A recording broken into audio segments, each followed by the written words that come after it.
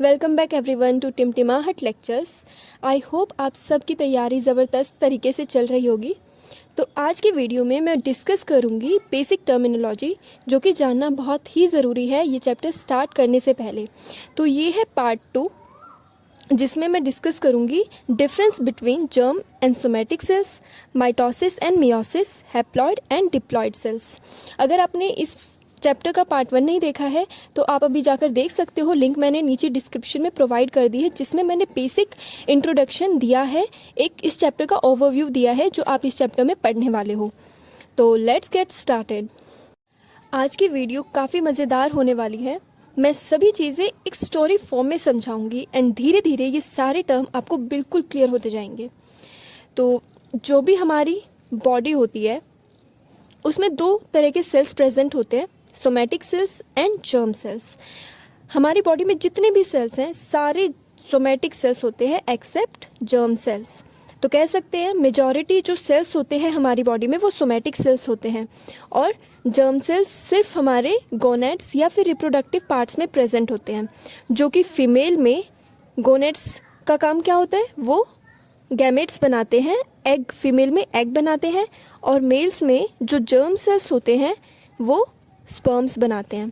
तो फीमेल में female gametes बनाते हैं जर्म सेल्स, और मेल में मेल गैमेट्स बनाते हैं जर्म सेल्स। तो ये टर्मिनोलॉजी क्लियर हो गई आपकी, सोमेटिक सेल्स क्या होता है और जर्म सेल्स क्या होता है। नेक्स्ट हम मूव करते हैं सोमेटिक सेल्स के साथ, उसके बाद हम जर्म सेल्स के बारे में जानेंगे। तो अब हम सोमेटिक सेल्स को थोड़ा और डिटेल में देखते हैं। तो हम अपनी बॉडी में से किसी भी एक सोमेटिक सेल्स को लेते हैं। सपोज मैंने यहाँ पे हैंड लिया है, हमारे हाथ में थोड़ी इंजरी हो गई है, चोट लग गई है।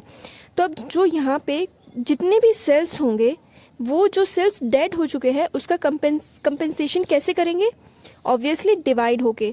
जब सेल्स डिवाइड होंगे तो जितना भी डैमेज हुआ है सेल्स का वो कंपेंसेट हो जाएगा और ये फिर से हमारी स्किन बन जाएगी। तो यहाँ पे हमने एक सेल लिया, ये क्या है? Somatic cells. जितने भी हमारे सेल्स होते हैं बॉडी में उसमें 46 क्रोमोसोम्स होते हैं। अब हम इन 46 क्रोमोसोम्स को हम कह सकते हैं कि 23 सेट ऑफ क्रोमोसोम्स है। 23 इंटू 2, 23 सेट ऑफ क्रोमोसोम्स क्यों कह रहे हैं हम?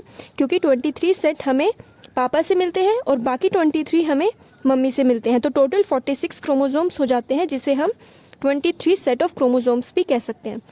तो इसी को हमने 2n लिख लिया है। देन अब ये सेल माइटोसिस के थ्रू डिवाइड होगा। माइटोसिस का मतलब क्या है?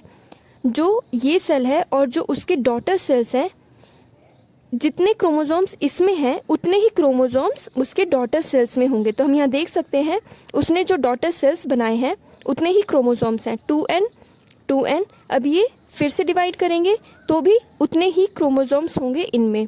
तो 2n, यहाँ पे भी 2n 2n क्रोमोसोम्स हैं। 2n क्रोमोसोम्स का मतलब क्या है? 46 क्रोमोसोम्स और 23 सेट ऑफ क्रोमोसोम्स। तो यहाँ पे आपने क्या क्या चीज़ें सीखी है?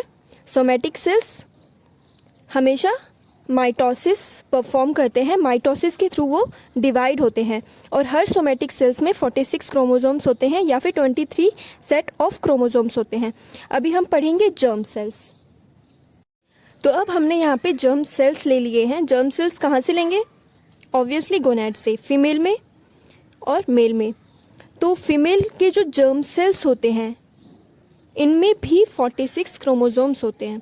तो मतलब हमारी बॉडी में दो तरह के सेल्स होते हैं, somatic cells and germ sales, और दोनों सेल्स में 46 क्रोमोसोम्स या 23 सेट ऑफ क्रोमोसोम्स होते हैं, both in male and female germ cells. तो यहाँ पे ध्यान रखिए, मैं जर्म सेल्स की बात कर रही हूँ अभी।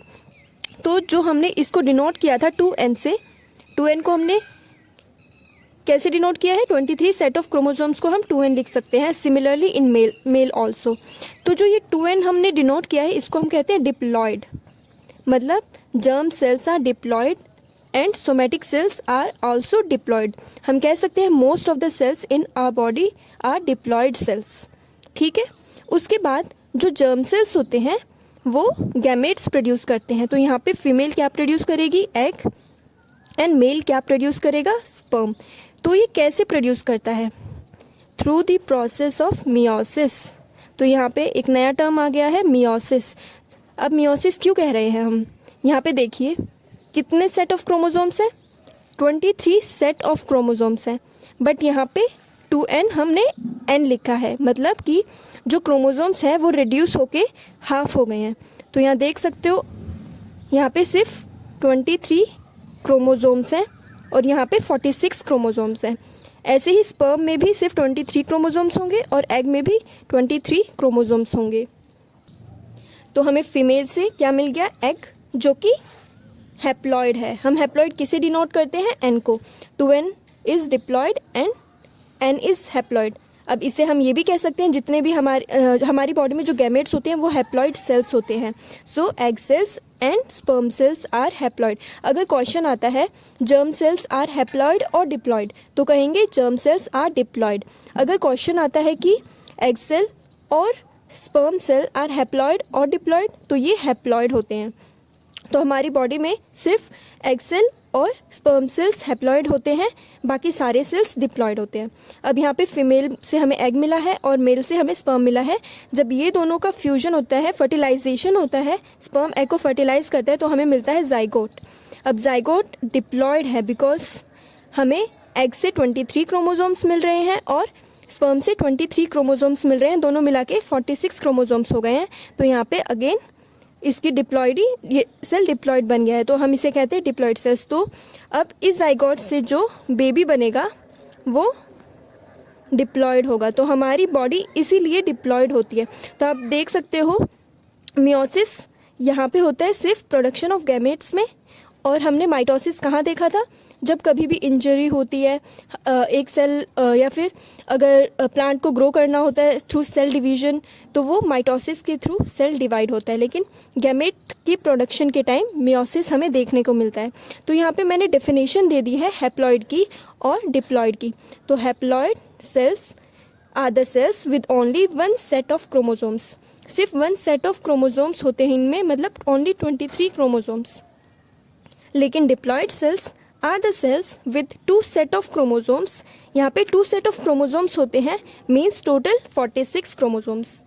तो एन में टोटल 23 क्रोमोसोम्स होते हैं और डिप्लॉयड सेल में 46 क्रोमोसोम्स और 23 सेट ऑफ क्रोमोसोम्स। तो यहाँ पे आपका हैप्लॉइड और डिप्लॉयड की आपको डिफिनेशन मिल गई है। नेक्स्ट हम मूव करते हैं mitosis, meiosis and somatic sales और जर्म सेल्स की डिफिनेशन पर। So now mitosis is a process of asexual reproduction. जब सेल डिवाइड करता है तो वो एक तरह का असेक्सुअल रिप्रोडक्शन है, in which the cell divides into 2 producing the replica with an equal number of chromosomes. तो हाँ, हमने देखा था माइटोसिस में क्या होता है, एक सेल जब भी डॉटर सेल्स प्रोड्यूस करता है तो वो इक्वल नंबर ऑफ क्रोमोसोम्स होते हैं उसके डॉटर सेल्स में, ठीक है। Then meiosis is a type of cellular reproduction in which the number of chromosomes are reduced by half. जी हाँ, मियोसिस में क्रोमोसोम्स के साथ क्या होता है, वो हाफ हो जाते हैं आगे जो भी सेल्स होते हैं। तो यहाँ पे 2n n में n बन जाता है। यहाँ पे अगर 46 क्रोमोसोम्स है तो यहाँ पे एक सेल में 23 क्रोमोसोम्स है, यहाँ पे 23 क्रोमोसोम्स है। देन अगर ये फर्दर डिवाइड होंगे तो इनमें भी 23 क्रोमोसोम्स होगा और 23 क्रोमोसोम्स होगा। अब यहाँ पे ये चीज़ आपको डाउट क्रिएट कर सकती है, बिकॉज यहाँ पे आप कहोगे कि यहाँ पे इक्वल कैसे है और कम क्यों नहीं हुआ है। बिकॉज हम जब गैमेट्स बनाते हैं तो यहाँ पे हमें गैमेट्स मिल जाते हैं। तो यहाँ पे फर्स्ट मियोसिस जब होता है तो यहाँ पे हमें गैमेट्स मिल गए, लेकिन अब ऐसा नहीं है कि गैमेट्स थोड़े ही होंगे, उन गैमेट्स को भी हमें नंबर में बढ़ाना पड़ेगा। तो नंबर में बढ़ाने के लिए एक माइटोसिस जैसा ही प्रोसेस होता है जिसे हमने नाम दिया है मियोसिस 2।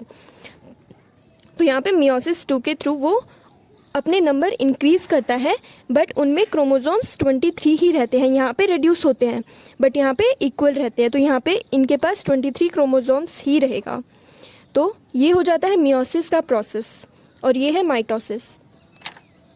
नेक्स्ट आते हैं somatic cells and germ cells पे। तो somatic cells are any cells in a multicellular organism.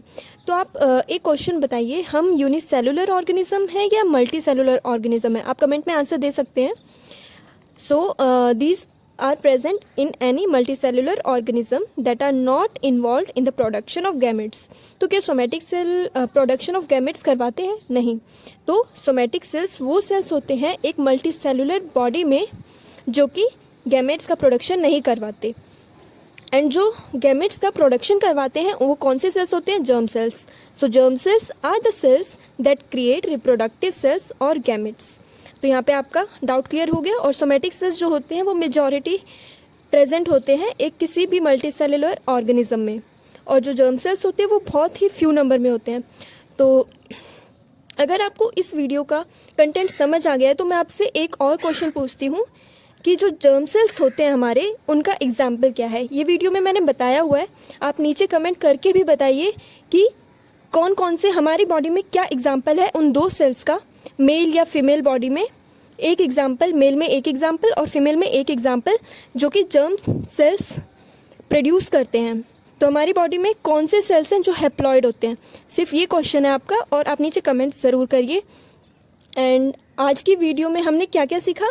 What is the difference between germ cells and somatic cells, mitosis and meiosis, haploid and diploid cells? तो I hope आपको अब ये terminology में कभी भी doubt नहीं आएगा। अब मैं नेक्स्ट वीडियो से ये चैप्टर स्टार्ट कर दूंगी धीरे धीरे। पहले हम पढ़ेंगे इंटरफेस के बाद हम पढ़ेंगे mitosis phase, then mitosis phase के बाद हम मियोसिस पढ़ेंगे। तो माइटोसिस एंड मियोसिस सब कुछ मैं कवर कर दूंगी, जिससे कि आपकी 12th 11th की पूरी तरीके से प्रिपरेशन हो जाएगी, और ये आपको मेडिकल एंट्रेंस में भी काफ़ी हेल्प करेगा। और आपके जो भी डाउट है आप नीचे कमेंट कर सकते हैं। और आई होप आपको वीडियो बहुत अच्छी लगी, और आप अपने दोस्तों के साथ ज़रूर शेयर करिए। और तब तक के लिए पढ़ते रहिए, खूब मेहनत करिए। Bye bye.